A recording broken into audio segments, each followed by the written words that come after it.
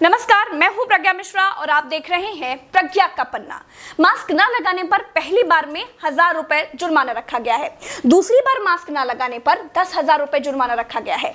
पूरा दिन सड़कों पर वसूली चल रही है। ठीक है, आपने अपनी तरफ से वसूली कार्यक्रम शुरू कर दिया है, लेकिन अस्पताल में बेड न मिलने पर सरकार पर कितना जुर्माना होना चाहिए?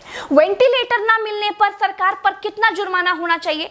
कोरोना टेस्ट न होने पर सरकार पर कितना जुर्माना होना चाहिए? शमशान में मुर्दा जलाने के लिए लकड़ियां न होने पर सरकार पर कितना जुर्माना होना चाहिए? शमशानों में दिन दिन भर मुर्दा जलाने की वेटिंग के लिए सरकार पर कितना जुर्माना होना चाहिए? जितने मंत्री और ये मुख्यमंत्रियों ने बंगाल से कोरोना लाकर फैलाया है, उन पर कितना जुर्माना होना चाहिए? बंगाल में बिना मास्क महीने भर से घूम रहे नेताओं पर पर डे के हिसाब से कितना जुर्माना होना चाहिए? क्या सरकारों की कोई जवाबदेही बची है देश में? क्या सरकारों से सवाल पूछने वाला बचा है कोई देश में? क्या कोई पूछ सकता है कि 1 साल से देश कोरोना महामारी झेल रहा है, आपने पूरे देश में कितने नए हॉस्पिटल बनाए हैं?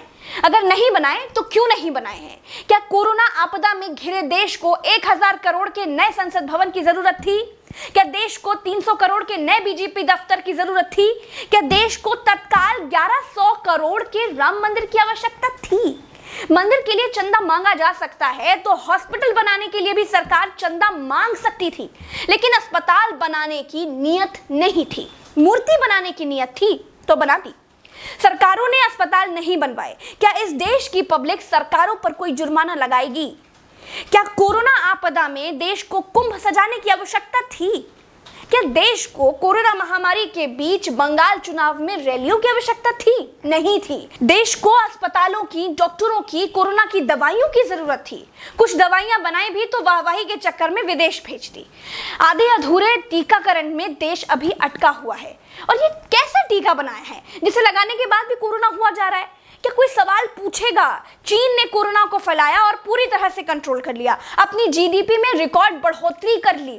चीन से सब कुछ तो ले ही लिया है, सीख भी ले लो। देश में सब आत्ममुग्धता के शिकार हैं। सबको अपनी अपनी तारीफ चाहिए। कुछ ने तारीफ के लिए तो फौज पाल रखी है, और जिनका मन फौज से भी नहीं भरता है, उन्होंने तारीफ के लिए सूचना और जनसंपर्क विभाग बना दिए हैं। गाते रहिएगा ना, जनता का बैंड तो ऑटोमेटिक बज ही रहा है।